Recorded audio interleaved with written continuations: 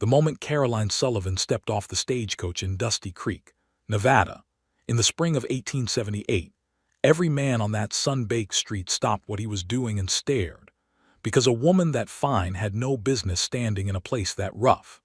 She stood there on the cracked wooden planks of the stage platform with her leather trunk at her feet and a carpet bag over one gloved hand, wearing a pale blue traveling dress that was already drawing a thin line of red dust across its hem. Her dark auburn hair was pinned up beneath a small bonnet, and her green eyes were scanning the town with an expression that was equal parts curiosity and careful composure. She was 24 years old, and she had come from Philadelphia, Pennsylvania, and she had come alone, which already made her the most interesting and the most confusing thing Dusty Creek had seen since the railroad survey crew had passed through 2 summers back. Marcus Keating noticed her from across the street, where he was loading sacks of grain onto the flat bed of his wagon outside Haverford's general store. He noticed her the way a man notices lightning, which is to say he could not help it, and he was already annoyed by his own noticing before he had taken a single step. He was 31 years old, with broad shoulders built from 8 years of working his own land, and a jaw that his mother once called stubborn enough to break stone. His dark brown hair was tucked under a worn leather hat, and there was a scar above his left eyebrow from a fence post that had disagreed with him in the winter of '74. He was not a man who was moved easily by much of anything, and he told himself that, as he watched a woman in a blue dress look at Dusty Creek, the way a person looks at a map they suspect has taken them somewhere wrong. He picked up another grain sack and put it on the wagon. Caroline, meanwhile, was looking for the post office, because that was where she had been told to go. She had arranged through correspondence over the preceding 3 months to take the position of schoolteacher for the Dusty Creek Schoolhouse, which was a single-room building at the eastern end of town that currently had 18 children enrolled and no teacher at all, their last one having departed abruptly in February when she married a cattle buyer and moved north to Wyoming. The position had been offered to Caroline by way of a letter she had answered from a notice printed in a Philadelphia newspaper, and she had accepted it because she had wanted something different from the life that had been laid out for her in her father's house, which involved marrying a man she did not love and becoming useful to his household rather than her own ambitions. She had read about the West. She had been told it was difficult. She had decided that difficult was preferable to suffocating. The post office was beside the sheriff's office, and the man inside, a round-faced fellow named Dewitt who smelled of ink and bacon grease, told her that her contact in Dusty Creek was Eliza Morse, who served on the town's small education committee and who lived on the north end of town in the house with the yellow curtains. Caroline thanked him politely, picked up her carpet bag, and went looking for the yellow curtains. She found them, and she found Eliza Morse, who was a compact, energetic woman of about 50 with silver hair and a way of talking that made everything sound like it was both urgent and manageable at the same time.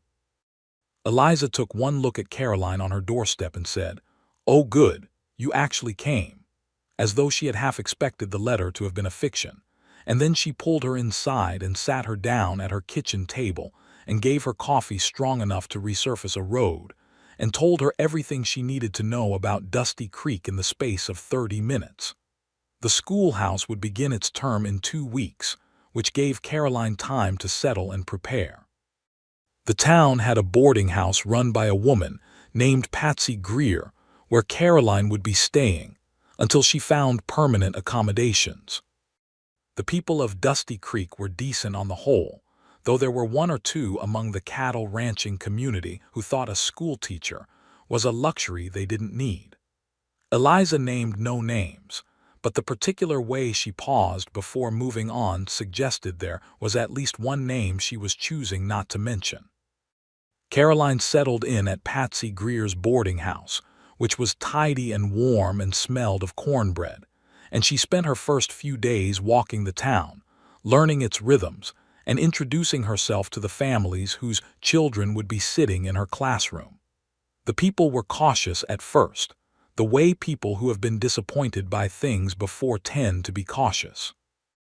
They looked at her dress and her diction, and the careful way she moved, and decided she would last a month, maybe two, before she packed herself back up and went east where things were easier. She heard it in the pauses between their welcomes. She saw it in the glances exchanged above her head. She smiled pleasantly and said nothing, because she had been underestimated before and she had learned that patience was sharper than an argument. It was on her fourth day in Dusty Creek that she encountered Marcus Keating directly, and it went, as most things did between them from that point forward, badly and magnificently at the same time. She had gone to Haverford's store to purchase chalk and a few other supplies for the schoolroom. She was standing at the counter going over her list when the door opened, and a man came in with a horse's worth of presents, meaning he took up more of the room than his actual size warranted, and asked Haverford for a part he needed for his irrigation pump. He had not noticed Caroline until Haverford said, "Have you met our new schoolteacher, Miss Sullivan?" And the man turned and looked at her with brown eyes that were direct and a little startling in their steadiness, and she looked back at him, and Haverford said, "Miss Caroline Sullivan, this here is Marcus Keating. He runs the Keating spread, about 6 miles east." Marcus Keating tipped his hat briefly and said, "Miss Sullivan," and nothing else. Caroline said, "Mr. Keating," and then turned back to her list because she was not going to let the weight of that gaze make her feel like she needed to explain herself. Marcus bought his pump part and left, and Haverford shook his head with the particular fondness of a man watching a play he has seen before. "He's not unfriendly," Haverford said, by way of apology on Marcus's behalf. "He's just particular." "He doesn't need to be friendly," Caroline said, with perfect composure. "I'm not here for friendly. I'm here for chalk and a good ream of paper." But she thought about the steadiness of those eyes for longer than she would have liked to admit. The first week of school came, and Caroline stood at the front of her classroom and looked out at 18 faces ranging in age from 6 to 14, dusty and sun-browned and skeptical, in the particular way of children who have already been taught that the world is more interested in their hands than their minds. She taught them to read properly, the ones who could only manage it badly, and she taught the older ones long division and the geography of the United States, which several of them had not fully grasped, was a country they were part of, having lived their whole lives within the same 10 miles. She was patient and she was firm, and she was funny when humor was needed. And by the end of the first week 3 children had told their parents that the new teacher was the best one yet. Word travels in small towns the way water travels through cracked earth, which is everywhere and fast. On the 8th day of her tenure, a Thursday, a boy named Pete Keating arrived at school 40 minutes late with mud on his knees, and a defiant expression that suggested he considered punctuality a suggestion rather than a rule. He was 9 years old, dark-haired and possessed of the same disconcerting brown eyes as his father, because he was, as it turned out, Marcus Keating's son. Caroline seated him without ceremony, handed him the reading lesson he had missed, and said only, "We begin at 8, Pete," and Pete said, "I know." And that was that, except that she noticed his notebook was barely held together, its binding split, and when she touched it at the end of the day she found that most of the pages had already been used, written front and back with cramped, small handwriting that was actually quite good for his age. She found a fresh notebook from her supplies and left it on his desk for the next morning without a word. Pete came in on Friday and looked at the notebook for a long moment and said, "Is this mine?" "It is now," Caroline said, and turned back to the board. On Friday evening, there was a knock at the door of Patsy Greer's boarding house, and Patsy opened it to find Marcus Keating on the porch, hat in his hands, which was notable because he was a man who wore his hat indoors and outdoors alike, and the removal of it indicated a solemnity of purpose. He asked for Miss Sullivan. Caroline came to the door and looked at him across the threshold with an expression of professional pleasantness. "Mr. Keating, I wanted to speak with you about Pete," he said, "about the lateness. "I appreciate that," she said. "Would you like to come in?" He came into the small sitting room and sat at the edge of a chair and held his hat by the brim and told her, in the way of a man who finds explaining himself uncomfortable, that Pete's mornings were difficult because it was just the two of them at the ranch and there were chores that had to be done before the boy left, and sometimes those chores ran longer than expected. He was not making excuses, he said. He was providing context. Pete is your only family. Caroline asked, not because she was prying but because context worked in both directions. "His mother passed 2 years ago," Marcus said. "Fever." "I'm sorry," Caroline said, and she meant it. There was a short silence. Then Marcus said, "He told me you gave him a notebook. His old one was finished. You didn't have to do that." "I know," she said pleasantly, and waited. Marcus looked at her for a moment with that direct, slightly disconcerting gaze. "He also told me you're from Philadelphia." "That's right. How long do you plan to stay?" Caroline felt the question land the way it was intended, which was not entirely as a question, and she held his gaze without flinching. "For as long as the children need a teacher," she said, "which I expect will be longer than most people in this town believe." Marcus made a sound that might have been the beginning of a response or the beginning of a different thought, and then said nothing further. He stood, thanked her for her time, said Pete would be on time Monday morning, replaced his hat, and left. Caroline sat in the small sitting room for a moment after he had gone and told herself, quite firmly, that she did not find him interesting. She told herself this 2 or 3 more times, which was approximately 2 or 3 times more than would have been necessary had she actually believed it. Pete was on time Monday morning. He was also on time every morning for the rest of the week, and he began bringing his notebook back filled with small, precise questions. Not just the lessons she had assigned, but his own questions, about rivers and cities and the distances between things. He was, beneath the mud and the defiance, a quietly brilliant child, and Caroline thought about that, and about how he lived 6 miles from town with a father who was building something alone, and she felt something complicated and warm in the region of her chest that she chose not to name. The trouble with Dusty Creek arrived in the person of a man named Dale Whitmore, who owned a cattle operation 3 times the size of anything else in the region, and who considered himself the unofficial authority on most matters in the area, including whether a schoolhouse was a good use of community land and resources. He made his feelings known at the town's spring social, held in the open field behind the church in early May, where paper lanterns hung from ropes strung between posts and someone had brought a fiddle and a guitar, and the night was warm and smelled of grass and wood smoke. Caroline was standing with Eliza Morse and 2 of the other mothers from the school committee when Whitmore came over with a glass of lemonade. He did not offer to share and said, in the pleasant tone of a man who believes his pleasantness is a gift, that he hoped the new teacher was finding things comfortable, and that she ought to enjoy the spring weather because the summers in Nevada were something else altogether.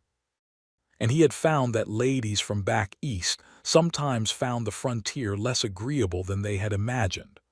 "I imagine it depends entirely on the lady," Caroline said, in a tone of equal pleasantness. Whitmore smiled with his mouth. "Well, I hope you're made of sterner stuff than the last one. She lasted about as long as a snowflake in August." "I plan to be here considerably longer than August," Caroline said. Whitmore moved on, still smiling, and Eliza Morse muttered beside Caroline, "That man has been trying to get that school closed since the day it opened so he can use the land for a hay barn. Don't you let him get in your head." "He is not in my head," Caroline said, quite truthfully, because the space in her head that evening was occupied by other things, which she acknowledged reluctantly when Marcus Keating appeared on the other side of the social gathering, and her eyes found him before she had given them permission to. He was standing with a rancher named Tom Briggs, and he was not exactly smiling, but there was something about his expression that was lighter than his usual careful composure, the way a landscape looks different when a cloud moves off the sun. He had Pete with him, and Pete was eating a piece of pie with the concentrated dedication of a child who considers dessert a serious undertaking. She should not have walked over.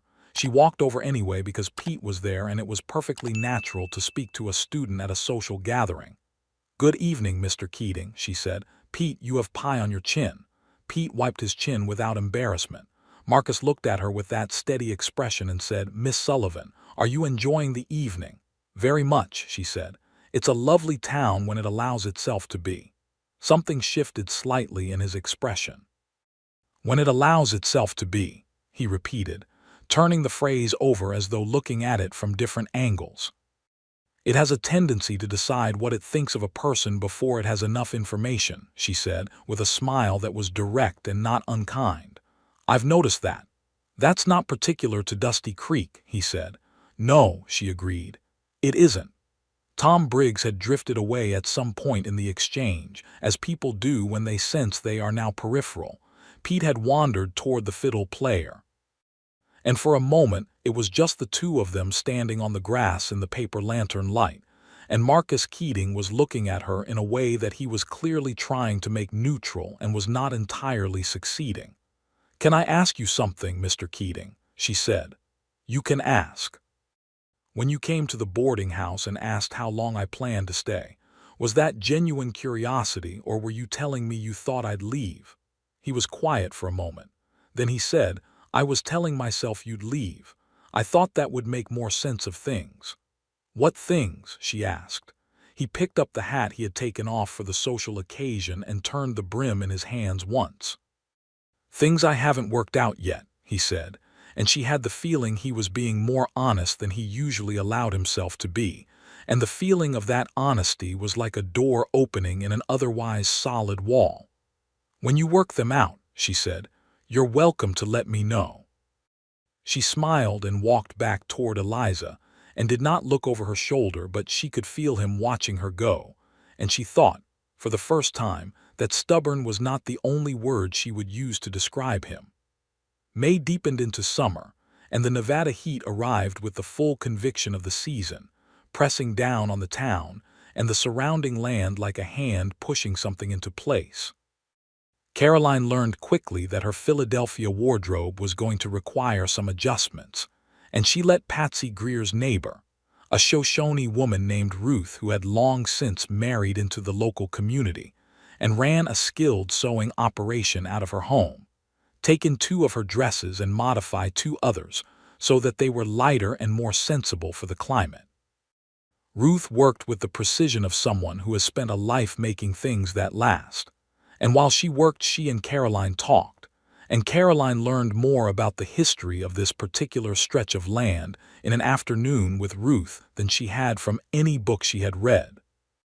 Ruth told her about the Shoshone people who had lived in this region for generations before the ranchers came, about the treaties that had been broken, and the land that had been taken without ceremony or apology, about how the world she had grown up in had been redrawn around her until very little of it remained recognizable. She said it without bitterness, though Caroline felt the bitterness was entirely warranted, and she said it with the particular dignity of someone who has decided that the truth is more important than the comfort of the people hearing it. Caroline listened. She asked careful questions.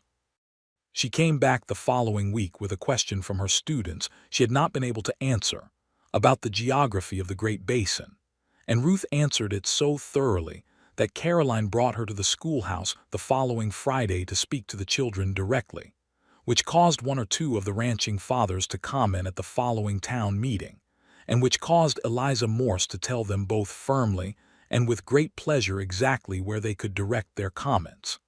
The children loved it. Pete Keating, who had become something of an informal class leader by virtue of being the one who asked the most questions, wrote 4 pages in his notebook that evening, and he told Caroline on Monday morning that he had shown his father and his father had said he ought to get it right. Caroline smiled. "Your father sounds like a man who sets high standards." "He sets them for himself mostly," Pete said, in the philosophical way of a child who has observed his parent closely. "He just doesn't always apply them to other people so much." "What do you mean?" Pete considered. He's harder on himself than anybody, like with the ranch. He works more than he should because he thinks everything depends on him doing it exactly right. He doesn't ask for help even when he needs it. That sounds lonely, Caroline said, carefully. Pete looked at her with those two perceptive brown eyes. He's not as fine as he pretends, he said simply, and then went to his desk and opened his notebook, and Caroline stood at the front of the room and thought about a man 6 miles east who was building something alone and calling it sufficient. The month of June brought a dry spell that had the ranchers watching the sky with the anxious attention of people whose entire livelihood depends on something they cannot control. Marcus's irrigation pump, the part for which he had been purchasing at Haverford's store the first day Caroline had seen him, had never been fully repaired to his satisfaction, and his north pasture was suffering for it. He was working 14-hour days trying to manage the water supply and keep the cattle in condition, and Pete was arriving at school each morning with the self-contained quietness of a child who knows his parent is under strain and is trying to take up as little space as possible. Caroline noticed.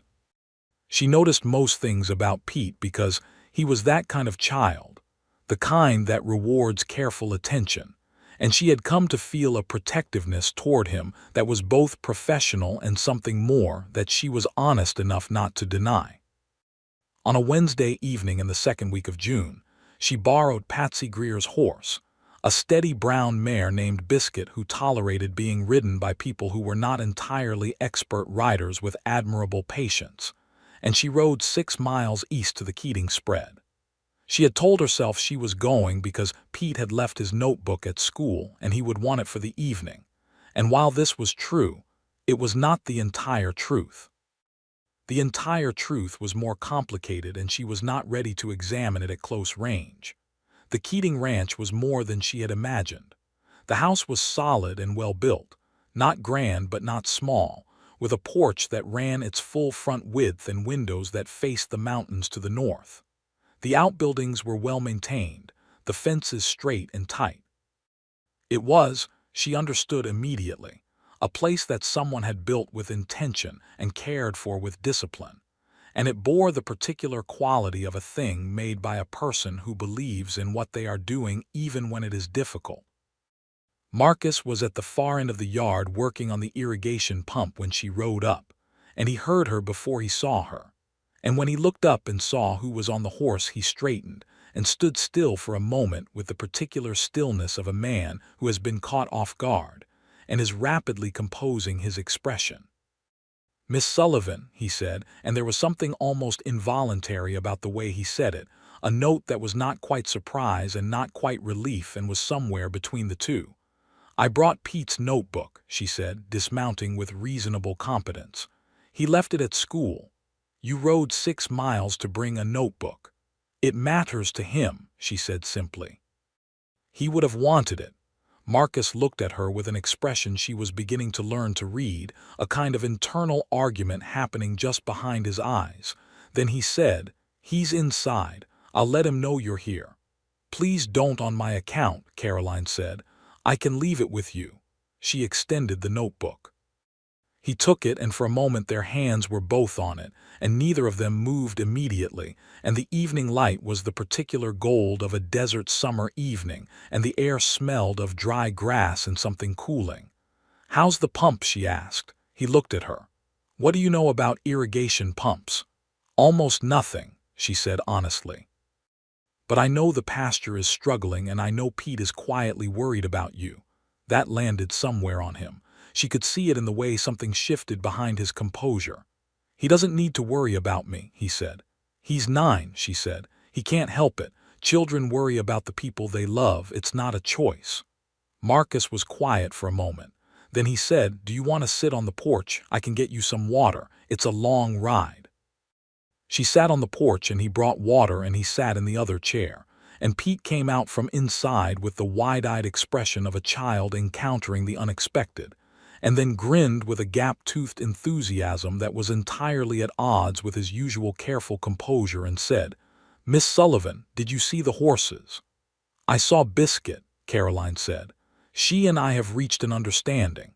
Pete laughed.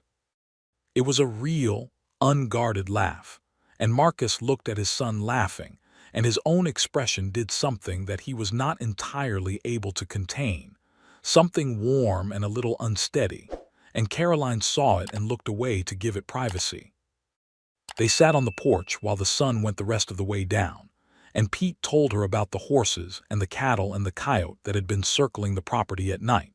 And Marcus said little, but he listened to everything, and once or twice he said something that made Pete laugh again, something dry and precise in the way of a man who is funny without trying to be.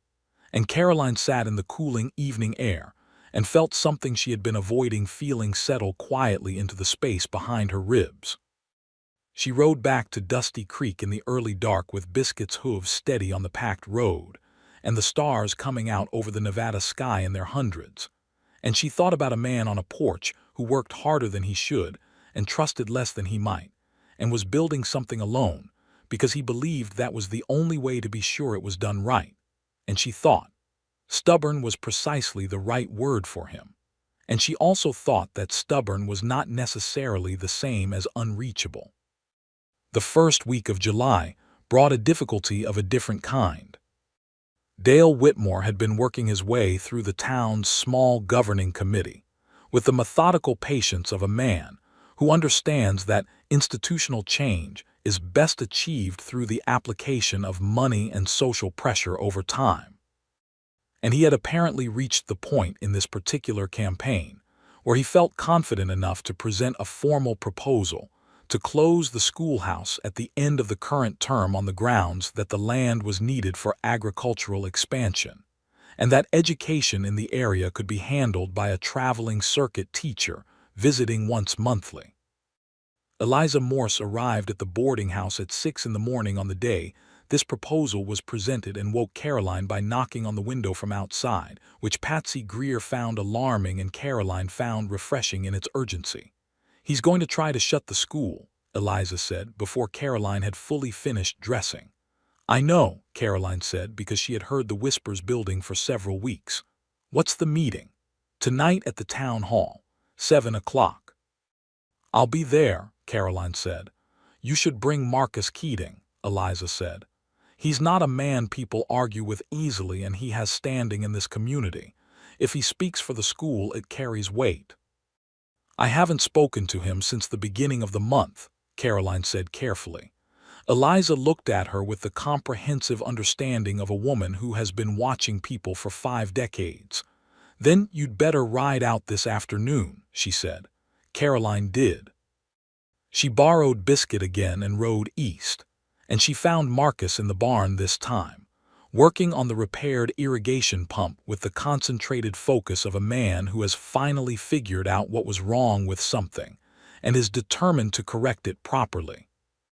He looked up when she came in, and the expression that crossed his face when he saw her was the same involuntary thing she had noticed before, the almost relief that he was not aware he was doing. She told him about the meeting. She told him about Whitmore's proposal.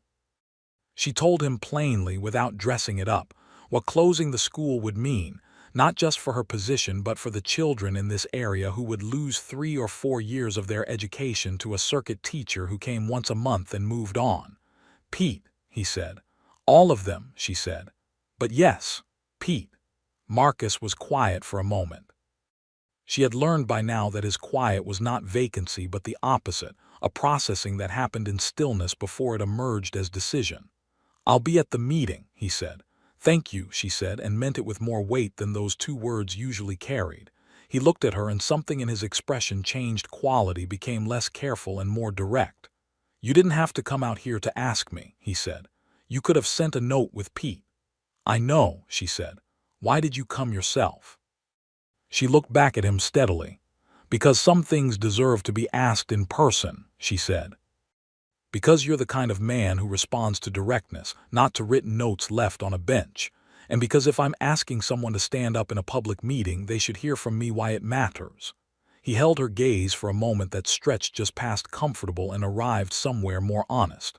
"You pay attention," he said. It was not quite a compliment and not quite an observation. It was something more specific than either. "It's what I do," she said. "I'm a teacher."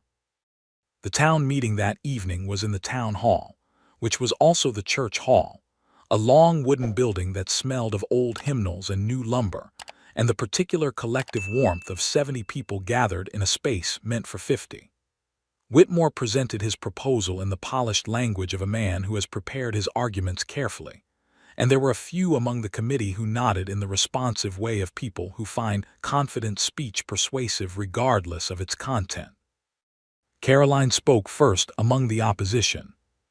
She stood and laid out, without drama or embellishment, exactly what the school provided and what its absence would cost, in specific terms related to specific children and their specific prospects.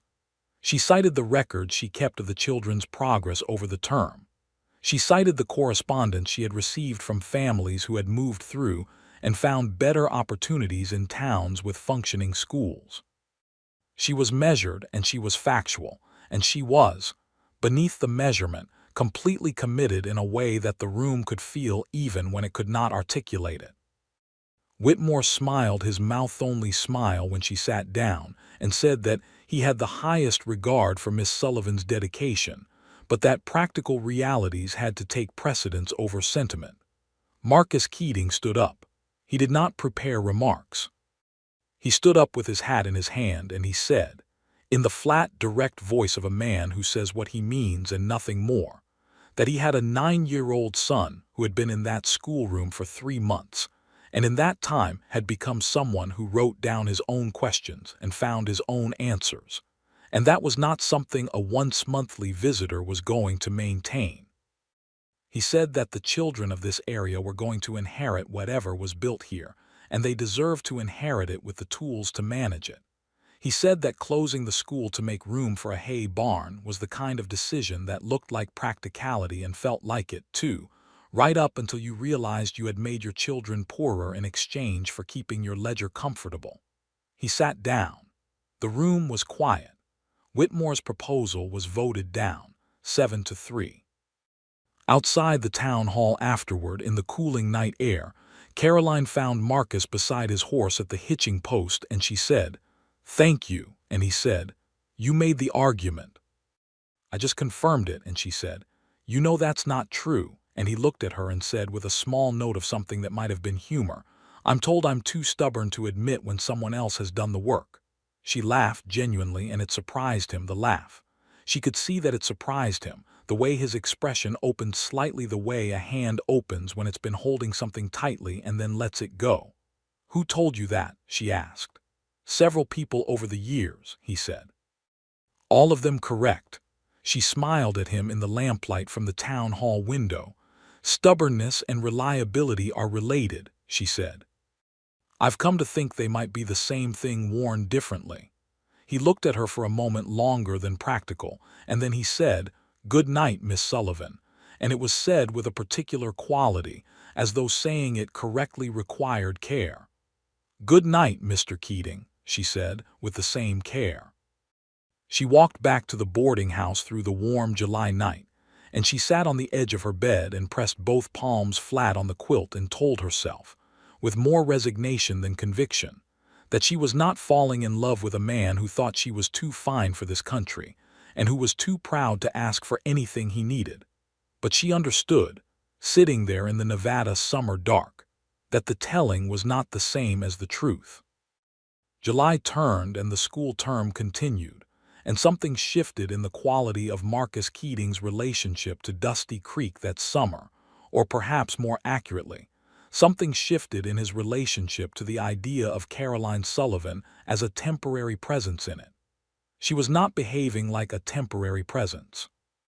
She was behaving like someone who had decided where she was and intended to remain there. And Marcus, who had organized much of his interior world around the certainty of her eventual departure, found himself confronted with the need to reorganize. He began finding reasons to come to town more frequently than his usual once-weekly supply run. He would stop at the schoolhouse in the late afternoon, when the children had gone, and offer to repair whatever was loose or broken, which was a longer list than it should have been given the building's age. He fixed a window latch in the second week of July, and a section of floorboard that had begun to warp in the third week, and he brought extra wood for the small stove that would be needed when autumn arrived, stacking it neatly against the outside wall without being asked. Caroline thanked him for each thing with the same direct warmth she gave to everything, and she did not make it awkward by pretending not to notice what it meant that he kept appearing. But she also did not push, because she understood instinctively that Marcus Keating could not be pushed toward anything he had not already decided to move toward. He was the kind of man who needed to arrive at his own conclusions under his own power, and the most useful thing she could do was make sure the path was clear and let him walk it. Pete noticed, because Pete was a child who noticed everything and filed it without apparent concern. He mentioned, one morning in early August, that his father had been reading in the evenings again, which Pete said he hadn't done much since Pete's mother died, and he said it in the same philosophical tone he brought to most observations, as a simple reporting of facts, and he went to his desk and opened his notebook, and Caroline stood at the front of the room and felt the particular complicated warmth she had stopped trying to name. In early August, there was a late summer storm, one of the rare and violent Nevada thunderstorms that came in from the mountains with very little warning and turned the dry creek beds into fast, brown rivers in the space of an hour. Caroline was caught in the tail end of it on a Friday afternoon, having stayed late at the schoolhouse to prepare lessons for the following week, and she was attempting to make the half-mile walk back to the boarding house when the rain came down in a way that made the street a river and the boardwalk a temporary roof. She was standing under the overhang of the general store trying to calculate her odds against the downpour when Marcus Keating's wagon came up the street, Pete beside him on the bench seat, both of them in rain-soaked hats, and Marcus pulled up at the sight of her and said, without preamble, "Get in."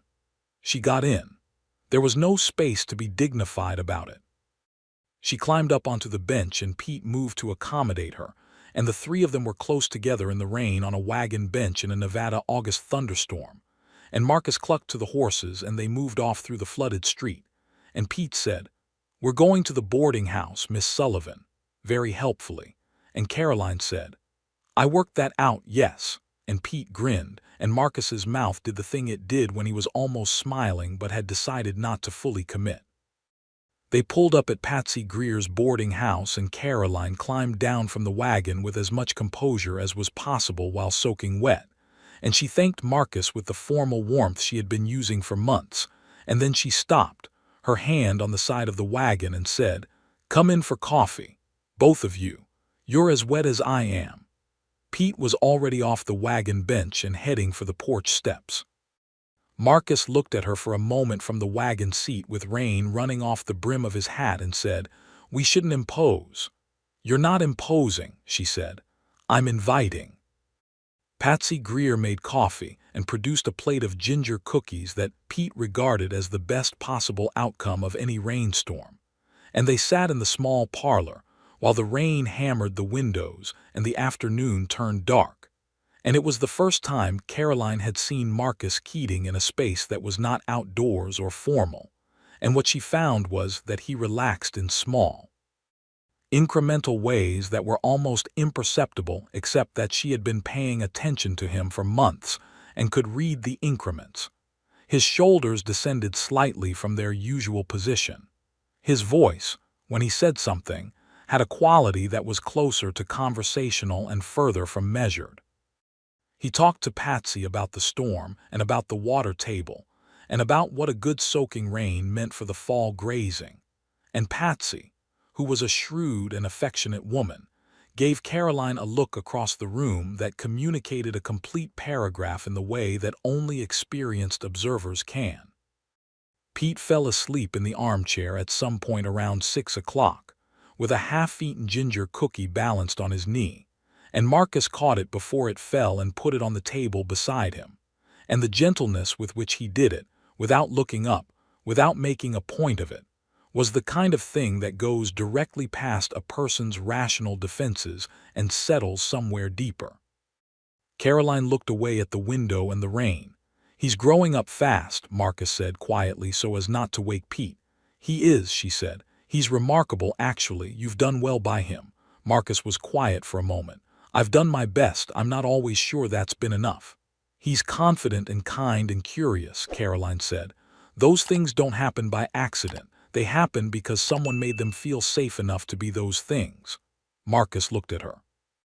In the lamplight of Patsy's parlor, with the rain outside and Pete asleep in the chair, the expression on his face was one she had not seen before, not the careful composure or the almost humor, but something underneath both of those things, something that was genuinely open in a way that she thought he probably rationed very carefully in the world. "You're very good at seeing people," he said. "The way they actually are. It's necessary," she said. "If you're going to teach someone, you have to understand who they are first." "I didn't mean just with the children," he said. She held his gaze and said nothing, because sometimes the best response is to let a person say the thing they are working toward without interrupting the approach. "I thought you'd leave," he said. "In the beginning, I thought you were too fine for this kind of life, too educated and too particular and too used to things being easier." "And now," she said. "Now I think I was wrong," he said. "And I don't think it very often, so I'm choosing my words carefully." She smiled. "I know," she said. "I've noticed." "You've noticed everything," he said, and it was almost an accusation and almost a declaration, and entirely true. "You haven't made it difficult," she said. "For all your caution, you're remarkably legible when you're being honest." Something in him shifted toward her, not physically. He was still in the same chair across the parlor, but in some other way that she felt as clearly as a change in air pressure. And she thought, this is it. This is the moment where two people stop being careful with each other and acknowledge what is actually present in the room. "Caroline," he said, and it was the first time he had used her given name, and the use of it was so deliberate and so quiet that it landed like a hand pressed flat against something that had been vibrating. "Marcus," she said, with the same care. And then Pete woke up, announced that he was hungry, asked about the ginger cookies, located the remaining cookie on the side table with the concentration of a hound dog, and the moment broke open into something ordinary and warm and entirely its own kind of good. And Marcus looked at his son with the unguarded love that he usually kept more contained. And Caroline thought that this, too, was the answer to a question she had been asking herself since May. They left when the rain let up, Pete wrapped in a horse blanket from the wagon, Marcus with his hat back on, and at the door Marcus said, "Thank you for the shelter," and she said, "Thank you for the ride," and he said quietly, "I'll call on you Sunday if that's agreeable." And it was the most formal thing he had said in hours and therefore the most meaningful, and she said, "I'll be here," and meant it in more ways than one. He called on Sunday, and the Sunday after, and the one after that. The structure of it was very proper, because they were in a small town, and small towns in 1878 ran on their own social protocols. But within the propriety, there was a warmth that built each week like a fire that has been carefully tended into something steady. He would come to the boarding house on Sunday afternoons, sometimes with Pete and sometimes alone, and they would sit on Patsy's porch or walk the edge of town toward the open land. And they talked about everything.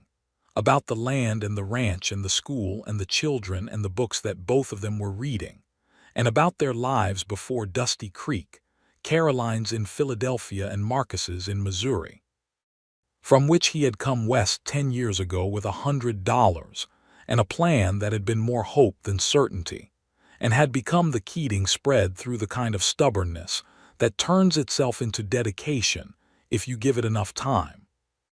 She learned that he had been in love with Pete's mother, Sarah, who had been a Missouri girl with a quick laugh and a pragmatist's approach to frontier life, and that her death had taken something from him that he had quietly determined was gone for good, folded up and put away alongside her in the ground at the western edge of his land, where he had buried her under a cottonwood tree. He said this without self-pity, as a statement of geography, and Caroline understood that it was both that and also an explanation, and she said nothing, but she laid her hand over his for a moment on the porch railing, and felt him remain very still under it, not pulling away, but becoming still the way something becomes still when it is deciding whether to trust a thing. She told him about Philadelphia and about her father, who was a decent enough man but one who understood people primarily in terms of their utility to his plans for himself, and about the man she had been expected to marry, who was fine in the way that a piece of furniture can be fine, well made and appropriate for the room and entirely incapable of anything unexpected. She said she had wanted something that surprised her. That the idea of spending a life never being surprised had been the most frightening thing she could imagine. "And is it," he said, "surprising?" "Constantly," she said, and looked at him sideways, and the corner of his mouth did the thing it did. In early September, Eliza Morse organized a harvest supper at her house, which was her annual custom, and which the entire town treated as an unofficial holiday. Long tables were set up in her yard under the elm trees, and people brought dishes, and the ranching families brought beef, and it was the kind of evening that reminded a person why they had chosen to be where they were. Caroline arrived with Patsy Greer and was seated 3 places down from Marcus, which was Eliza Morse's version of subtlety, which is to say it was not very subtle. Pete sat beside her and ate with enormous seriousness, and told her in detail about the new calf that had been born at the ranch that week, and how his father had let him help with the birth, which he described with the enthusiasm of a child who has witnessed something remarkable and knows it. After supper, when the plates had been cleared and someone had produced a fiddle again, and the early September air was perfectly balanced between the departing summer and the arriving autumn, Marcus appeared at Caroline's elbow and said, "Will you walk with me a moment?" They walked out past the edge of Eliza's yard to where the elm trees ended and the open Nevada land began, a clean edge where the cultivated stopped and the wild started, and the sky above it was the full dark blue of an early September evening with the first stars appearing, and it was so genuinely beautiful that Caroline stopped walking and just looked at it for a moment. "I want to ask you something," Marcus said beside her. "Go ahead," she said, still looking at the sky. "I've been thinking about what you said, about being surprised, about wanting a life that surprised you. I remember saying it." "Does this," he said, and he was not, she understood, talking about the sky or the evening or the elm trees, "surprise you?" She turned to look at him. He was watching her with the full, direct attention that he usually parceled out carefully, and it was unguarded in the specific way that moments of genuine courage are unguarded. "Every day," she said honestly. He took a breath. "I thought you'd leave," he said again. "I told myself that a dozen times because I needed it to be true. Because if you stayed, I'd have to work out what that meant, and I didn't think I was ready to." "Are you ready now?" she said. "No," he said frankly. "But I've come to think that waiting until I'm ready is another version of the same stubbornness, and it's costing me things I'd rather not lose." She looked at him and felt something that was not small at all resolve itself into something clear and certain in the center of her chest. "It would cost me things too," she said quietly, "if we both kept waiting." He reached out and took her hand, not briefly, not with the tentativeness of a man testing a thing, but with the deliberateness of a man who has made a decision and is committed to it. His hand was large and work-roughened and entirely steady, and hers was gloved and not shaking, and she was aware of wanting to take the glove off so there was nothing between them. "I'm not a simple man," he said. "I know that." "I know you're not," she said. "I wouldn't be standing here if you were." "I have a ranch that needs everything I have," he said, "and a son who is the center of my life." "I know that too," she said. "And I've been told," he said with a small note of almost humor, "that I'm too stubborn to love." She laughed softly. "Who told you that?" "Tom Briggs last spring. He was drunk, but I thought it was worth considering." "Tom Briggs is a man who has been married to the same woman for 22 years, Caroline said. "So perhaps his assessment of lovability is not entirely disqualified." "Caroline," he said again, with that same careful weight. "Marcus," she said. "I don't want you to leave," he said. "I don't want to keep finding reasons to be in town without saying what the reason actually is." I want to court you properly, if you'll let me. And I want to do it plainly, and without pretending it's anything other than what it is." She looked at him in the September evening with the stars coming out above the Nevada land, and she thought about Philadelphia and about suffocation, and about what it felt like to stand somewhere that surprised you every day, and she said, "Yes, I'll let you. I want you to." He raised her hand and pressed it briefly to his lips, the old-fashioned gesture of a man who has retained certain courtesies because he means them, and she thought she felt the warmth of it long after he had let her hand go. They walked back to the harvest supper together, and Eliza Morse watched them come and said nothing, but the smile on her face was comprehensive.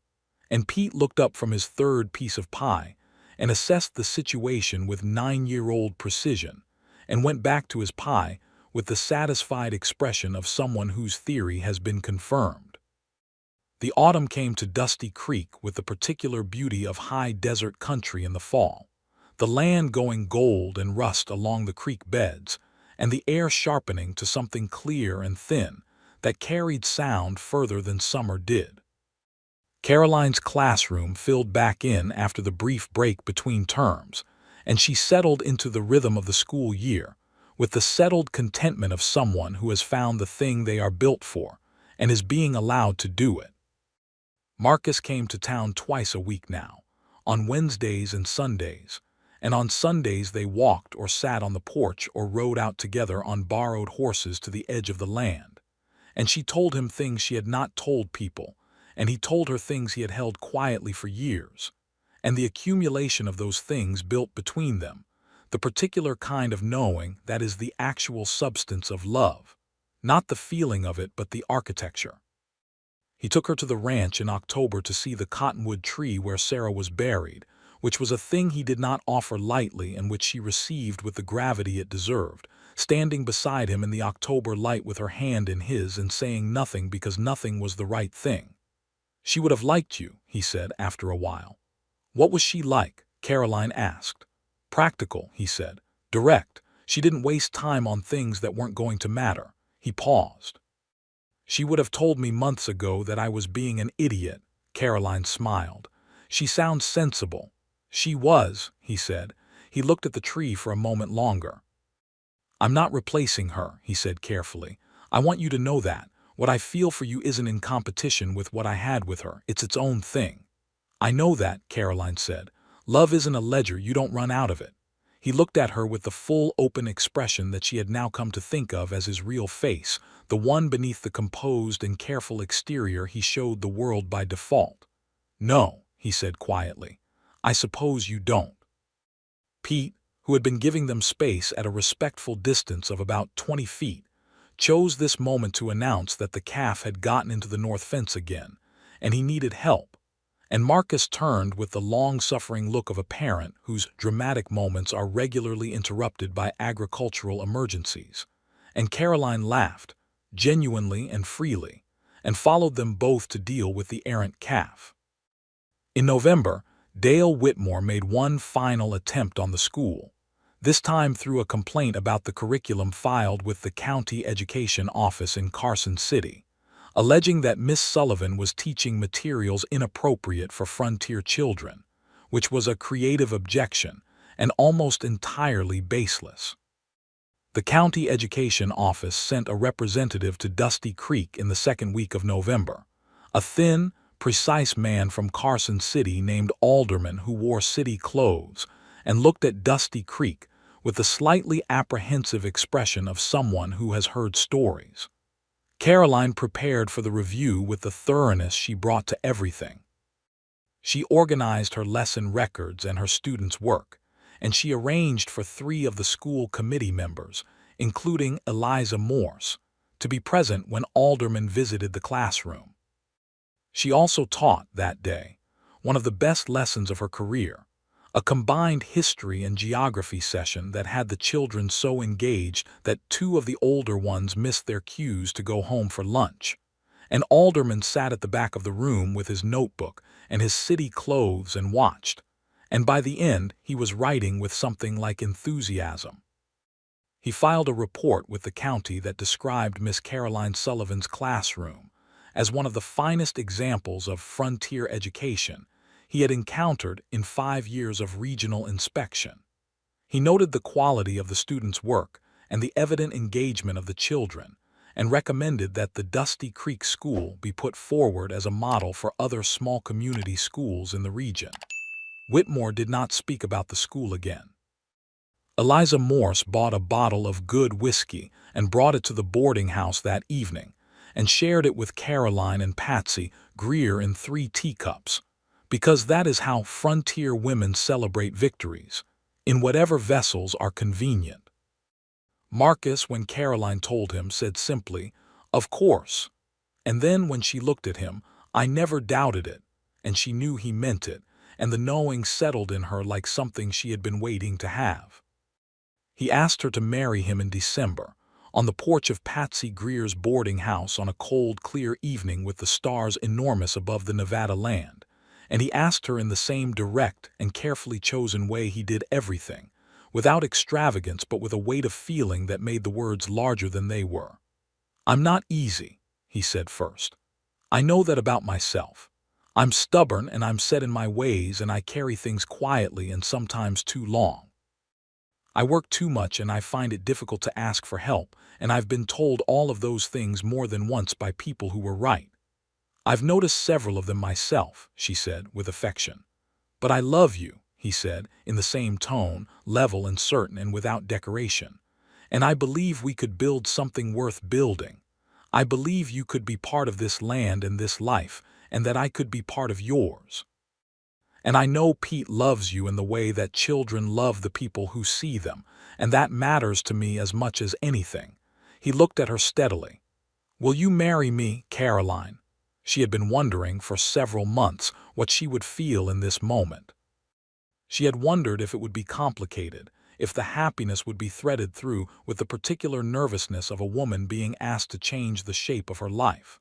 But what she felt, standing on the porch of Patsy Greer's boarding house in the December cold with Marcus Keating looking at her with his everything held steady expression, was simply and entirely yes. "Yes," she said, "I will marry you." He stepped forward and held her face in his hands with the same deliberateness he brought to all things and kissed her.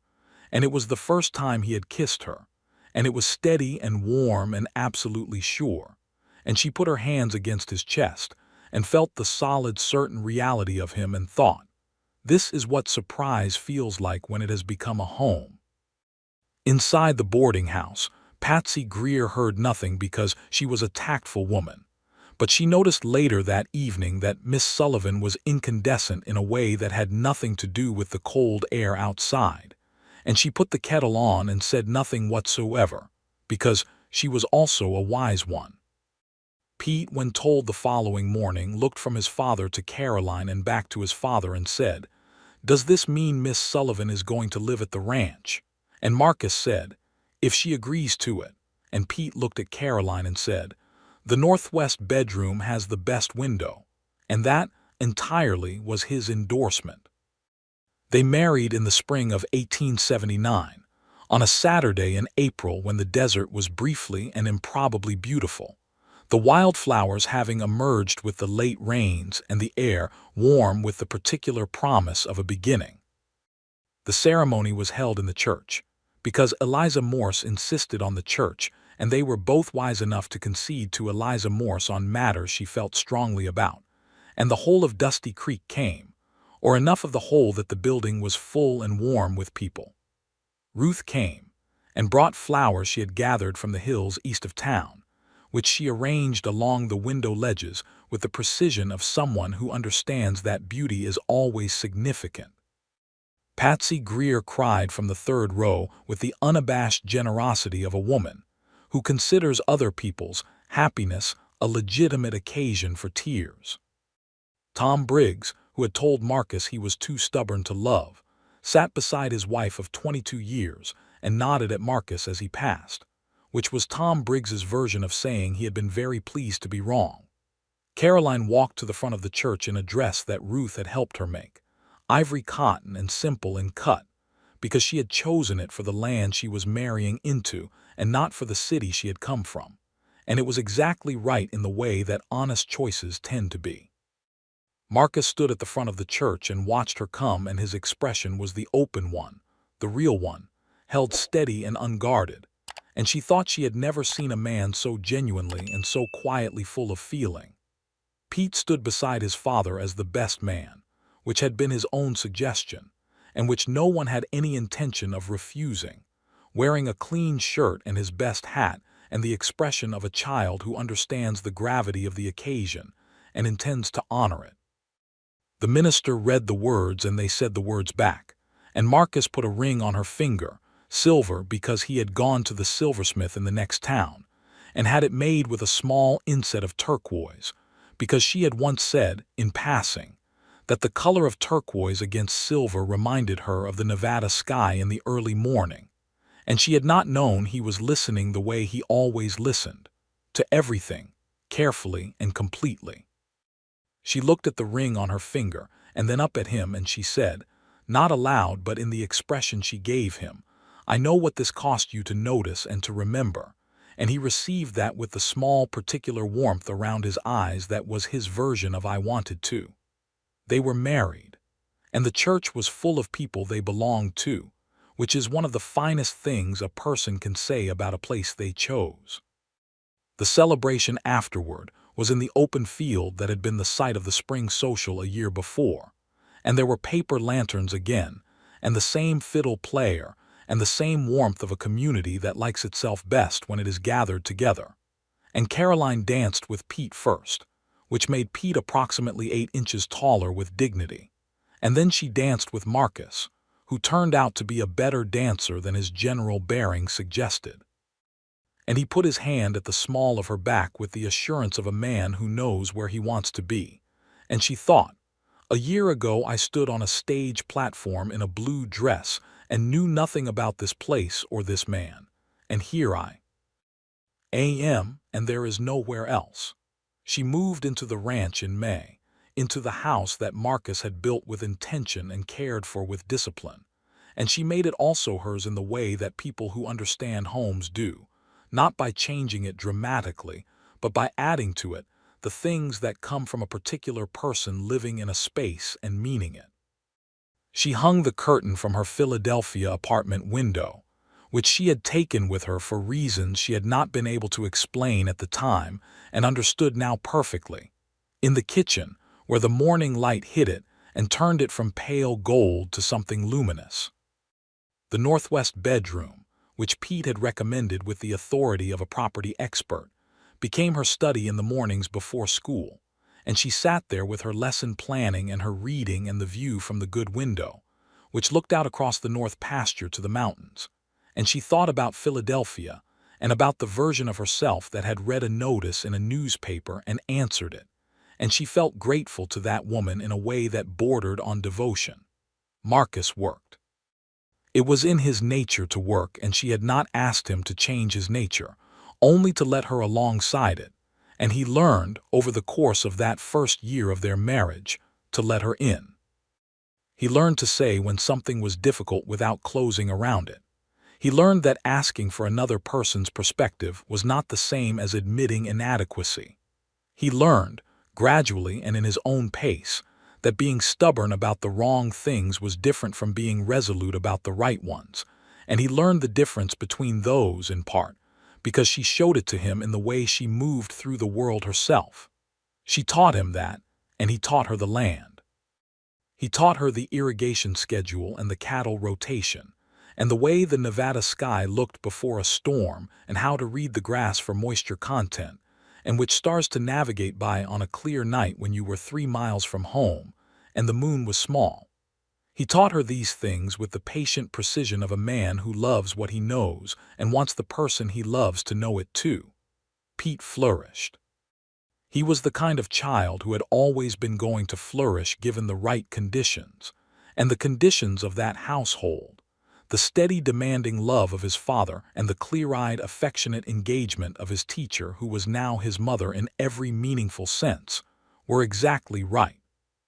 He was reading at a level years above his age by the autumn of 1879, and he had begun writing his own accounts of the ranch, Small journals of what he observed about the land and the animals and the seasons, precise and curious, and already better than most adults managed. Caroline told Marcus about the journals one evening, not with pride exactly, though that was present, but with the specific kind of wonder she felt at watching a young person become more fully themselves. Marcus read one that evening after supper, sitting at the kitchen table with the lamp turned up, and he read it slowly, and Caroline watched him read it and saw the moment the wonder move through him too, quick and quiet and genuine. "He's going to be something," Marcus said. "He already is," she said.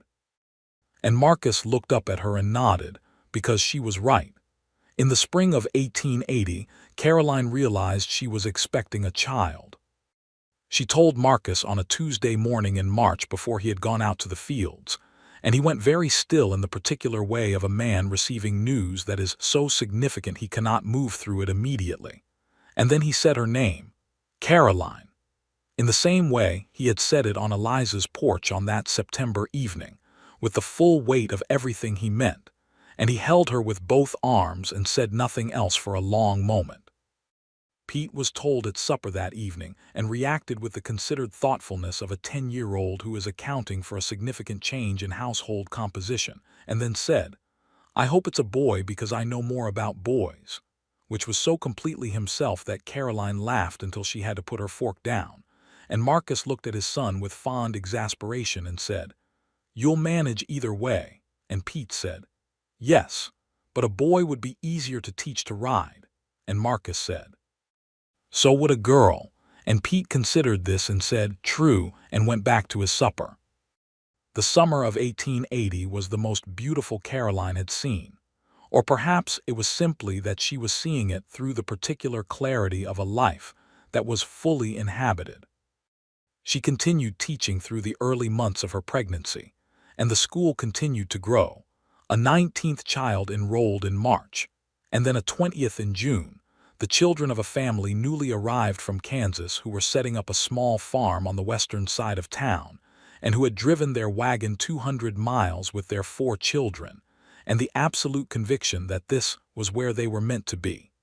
Caroline understood that conviction with her whole body. She delivered their son on a November morning, with the help of Patsy Greer and a midwife from the neighboring town, who had been called out 3 days before the birth on Eliza Morse's very firm recommendation. Marcus was in the hallway of the northwest bedroom for most of it, not because anyone had sent him there, but because he had stood at the door once and seen what was happening, and decided that he could be more useful calm in the hall than anxious in the room, which was the most honest thing he had said in months.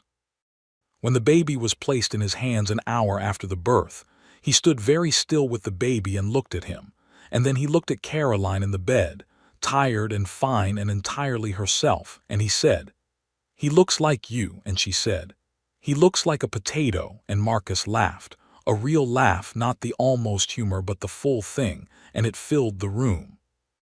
They named him James Thomas Keating, James for Marcus's father who had died the year before Marcus came west, and Thomas for no particular reason except that it suited him, and that Pete, when asked for his opinion on names, had said Thomas sounded like a name belonging to someone worth knowing. Pete held his brother with the serious concentration of a child taking on a responsibility he intends to honor, and said, "He's small," and Marcus said, "You were smaller," and Pete looked as though this information genuinely surprised him.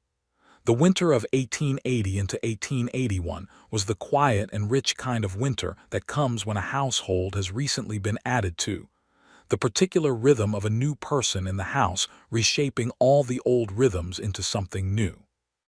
Marcus, who had raised Pete in the fog of early grief, found that raising James in the full presence of love was a different experience entirely, and he was less guarded with it, more willing to simply sit with the baby in the morning light and exist in the fact of it without needing to manage the feeling. Caroline saw him like that one morning in January, sitting in the chair by the kitchen window with James asleep against his shoulder, the winter light coming through the curtain she had hung from Philadelphia, and she stood in the doorway and let herself look at the image of it, the man who had thought she was too fine for this life and the life she had built inside his. And she thought that the country did not always make people harder. Sometimes, if you let it, it made you more exactly yourself. She went back to the school in February, bringing James with her on days when the weather allowed and leaving him with Patsy Greer or Ruth when it did not. And the children of the school received the baby with the mix of fascination and bossiness that children bring to new humans. And James, who was an even-tempered child from the first day, tolerated it with equanimity. The school had 22 students by the spring of 1881, and the town had begun seriously discussing the construction of a new and larger schoolhouse to replace the original single room. The county education office, still operating off Alderman's glowing report, offered a partial grant toward the construction cost, and Marcus, along with Tom Briggs and 3 other ranchers, donated the labor. The new schoolhouse was framed and raised in August of 1881, the whole community turning out for the raising in the way communities do when something matters to enough of them, bringing food and tools and the willingness to be useful. Ruth's husband, a quiet man named Daniel who had spent most of his life being overlooked by the people around him with what Caroline considered a very consequential lack of perception, turned out to be an exceptionally skilled carpenter, and the joints he cut for the new building's frame were precise enough that Marcus studied them for a long moment and said, "That will stand for 50 years." And Daniel said, "Longer," and that was entirely correct. Caroline stood at the edge of the new building's frame on the day of the raising and looked at the open structure against the August sky, the clean lines of it, the proportions of a room that would hold 40 children comfortably, and she thought about the notice in the Philadelphia newspaper, and the letter she had written in answer, and the stagecoach, and the cracked platform, and the green dress, and all the things she had been afraid she might lose by coming here. And she thought about everything she had found instead. And she was so full of feeling for a moment that she pressed one hand flat to her sternum, as though she could hold it in place. Marcus appeared beside her without announcement, the way he often did now, having learned over 2 years of marriage the particular coordinates of her attention and how to arrive within them quietly. He stood beside her and looked at the frame of the building against the sky. "Good bones," he said. "Yes," she said, "good bones."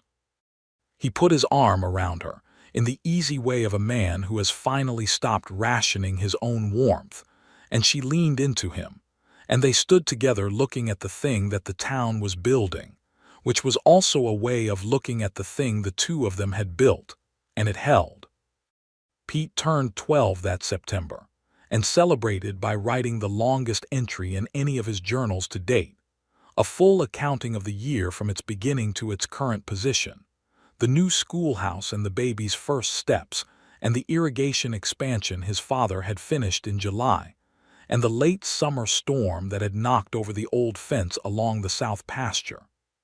He titled it, with the instinctive literary sensibility of a child who has read everything he could get his hands on, "A Good Year," and gave it to his father at the birthday supper, and Marcus read it at the table while the birthday cake sat at his elbow, and Pete watched him with the vulnerability of a person who has given something real and is waiting to know if it was received.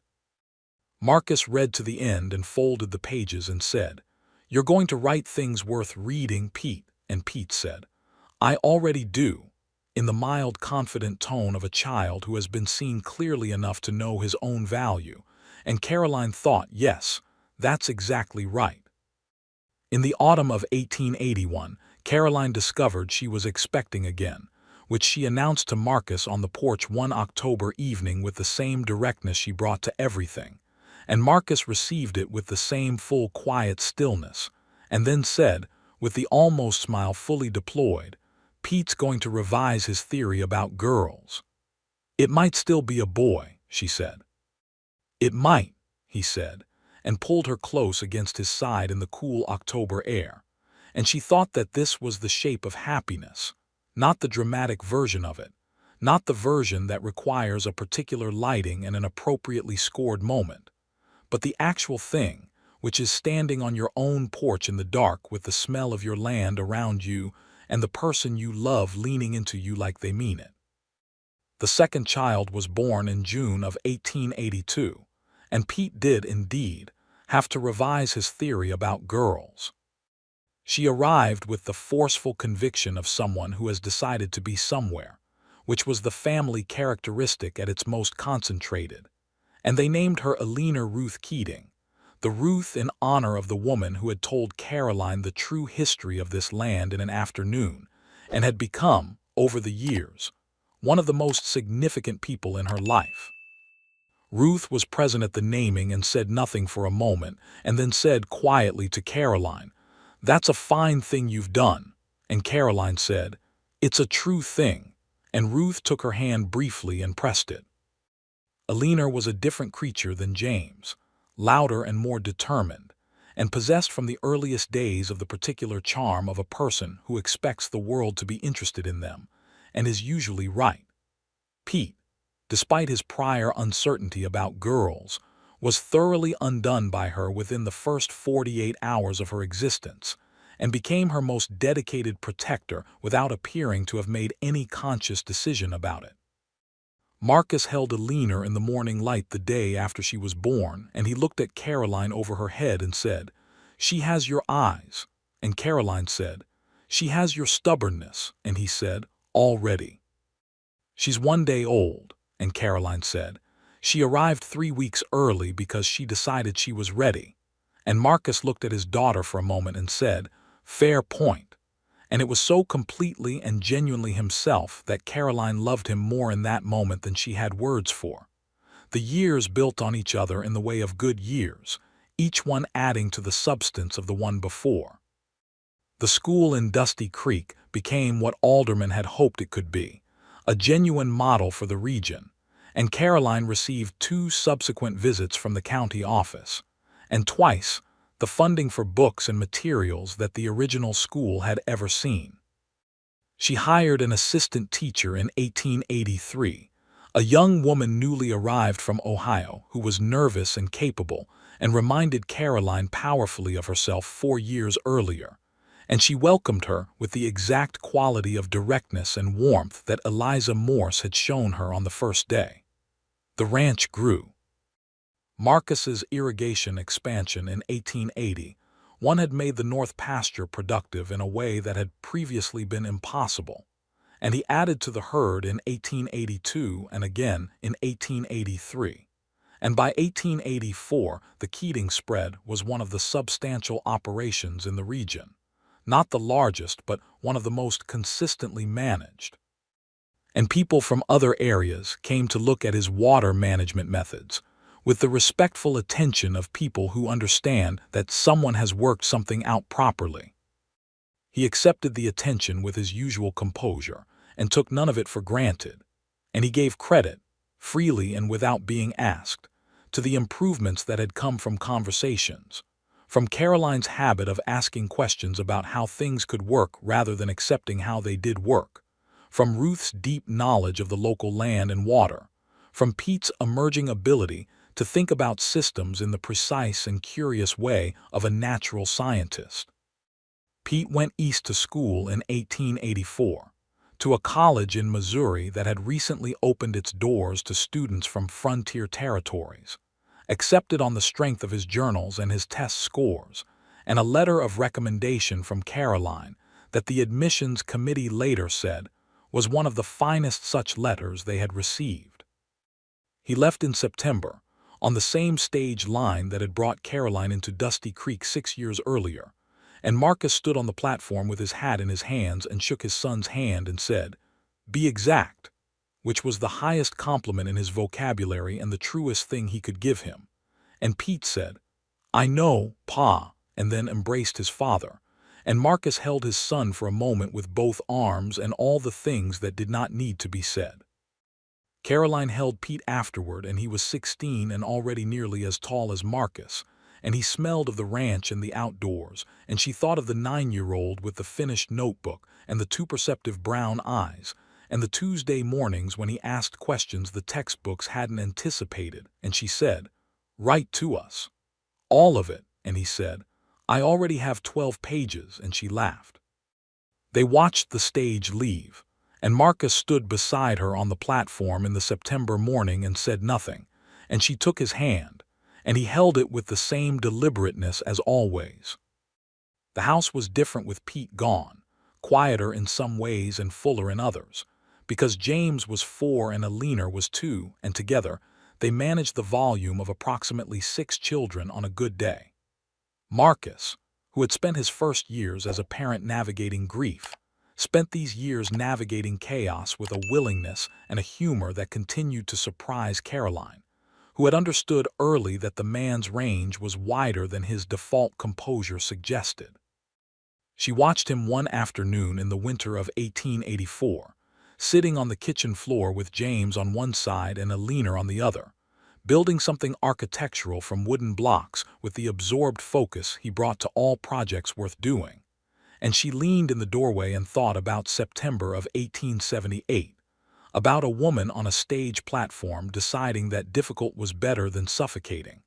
And she thought, yes, that was exactly the right decision. And she was grateful to every part of herself that had made it. Letters came from Pete regularly, detailed and precise and increasingly interested in agriculture and land science, and Marcus read them at the kitchen table with the same care he had given to Pete's journal at 12, and sometimes he replied the same evening, which was unusual for a man whose relationship to written correspondence had previously been functional at best. "You're becoming a letter writer," Caroline told him one evening. "He asks good questions," Marcus said. "They deserve good answers." "He always asked good questions," she said. "I always tried to answer them," he said. "I'm just better at it now." She looked at him across the table. "Why?" he considered. "Because I've had 6 years of practice at being asked things properly," he said, and looked back at her with the full direct gaze, and she understood that he was talking about her, and about what it had meant to be known by someone who asked things because they genuinely wanted to understand. In 1885, Dusty Creek got a proper post office of its own, expanded from Dewitt's original operation, and a land office, and 2 new businesses on the main street, a millinery and a small medical practice run by a young doctor from Chicago who found Dusty Creek endearing and not entirely unlike he had expected, which was either a comment on his expectations or on Dusty Creek, or both.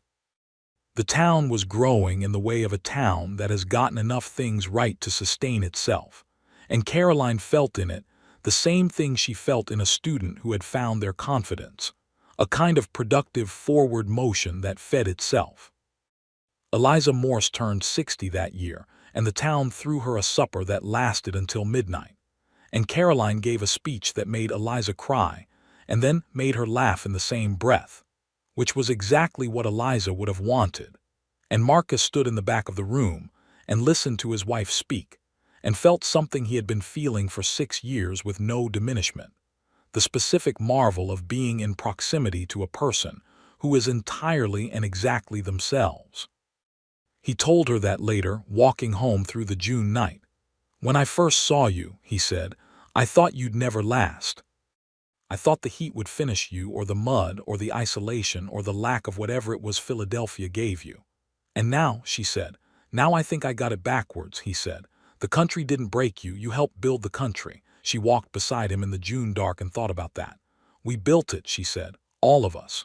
Ruth and Eliza and Patsy and Tom and everyone who decided to be here and meant it."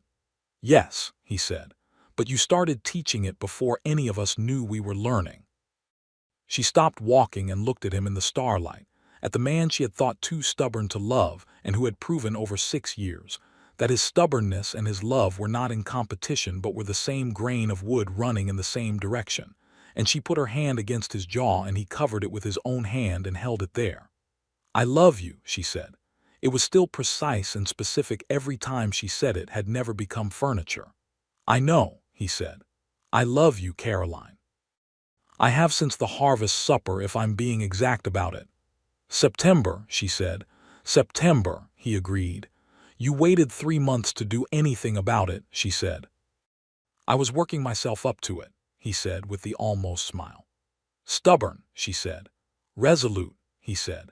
She laughed and he laughed, and they stood in the dusty creek street in the June starlight, two people who had found each other by way of a newspaper notice and a stubborn man's unwillingness to admit what was standing directly in front of him, and they were entirely and irrevocably home. Pete came back from Missouri in the summer of 1886, having completed his studies in land science and agricultural management, and he came back changed in the way of a person who has been somewhere and returned knowing more, but the same in all the ways that mattered. He stepped off the stage and Caroline was there, and James was there, 6 years old and serious about everything, and Alina was there, 4 years old and vocal about everything, and Marcus was there with his hat in his hands. And Pete stepped off the stage and looked at all of them and grinned with a gap-toothed enthusiasm that was exactly as it had always been.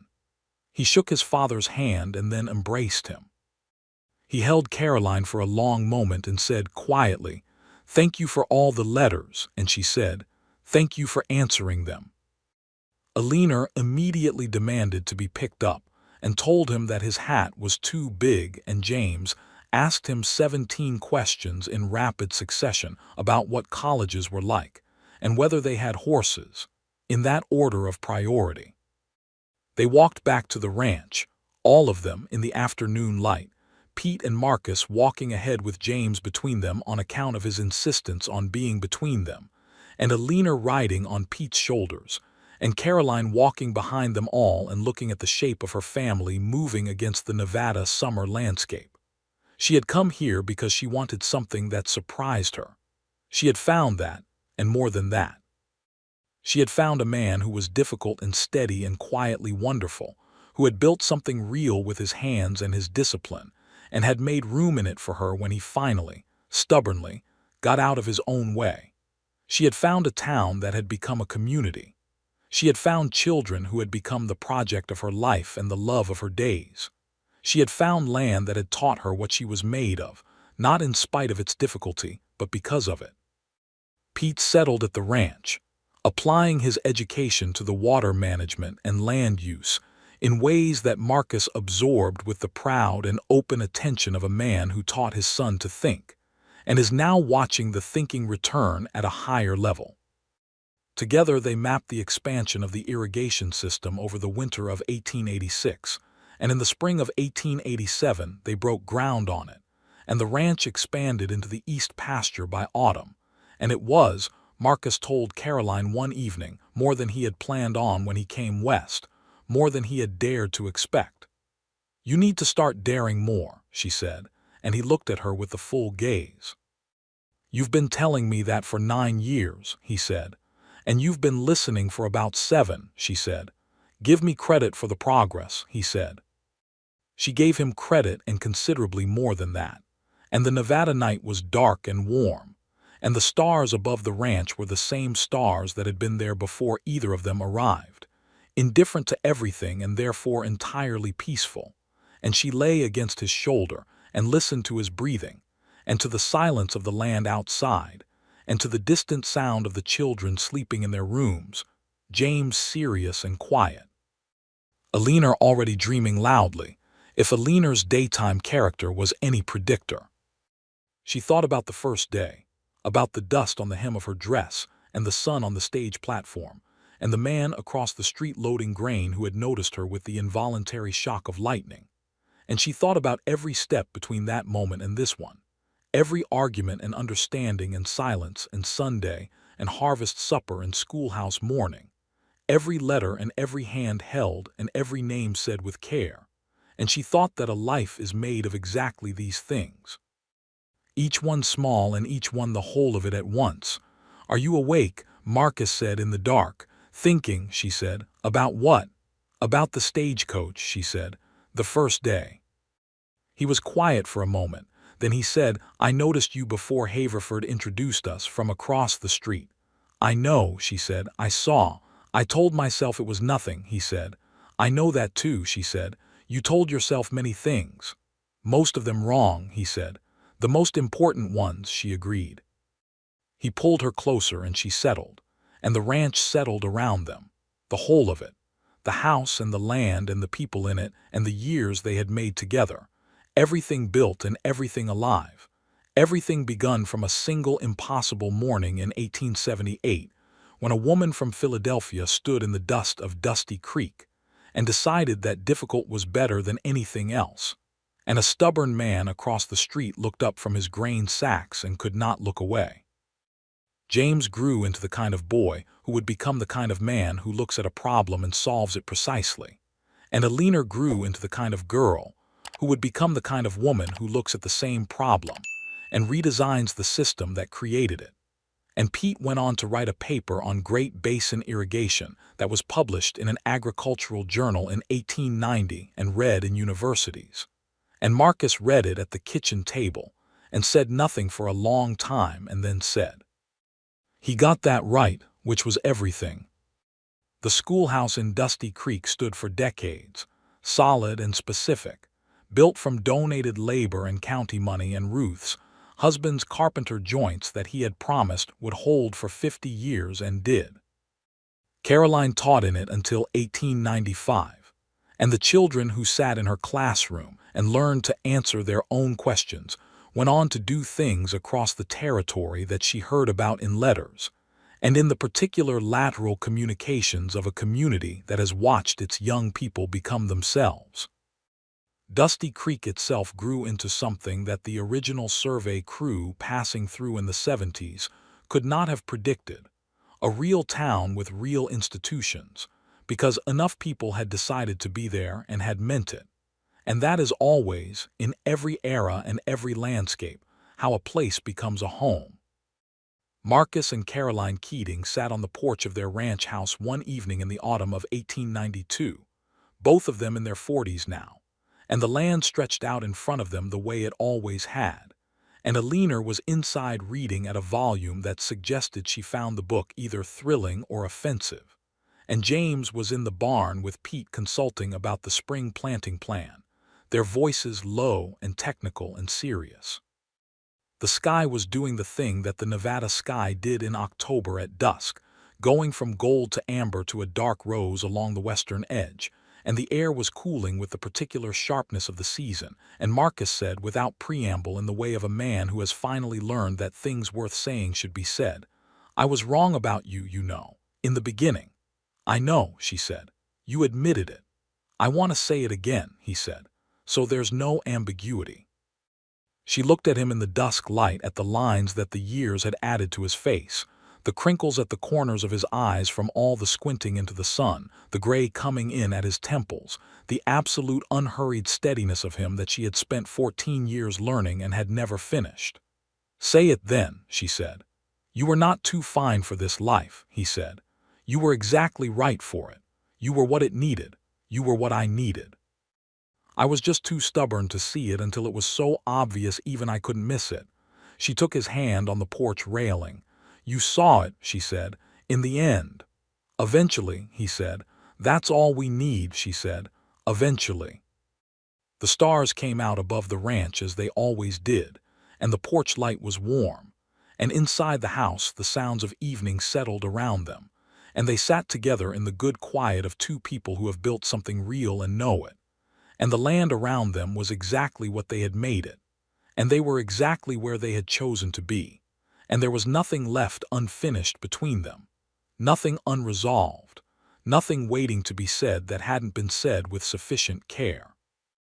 She leaned her head against his shoulder in the October dark, and he put his arm around her, and the Nevada sky above them was full of stars from one edge to the other, clear and enormous and entirely indifferent to everything, and therefore entirely peaceful, and the Keating ranch breathed around them, and it was enough.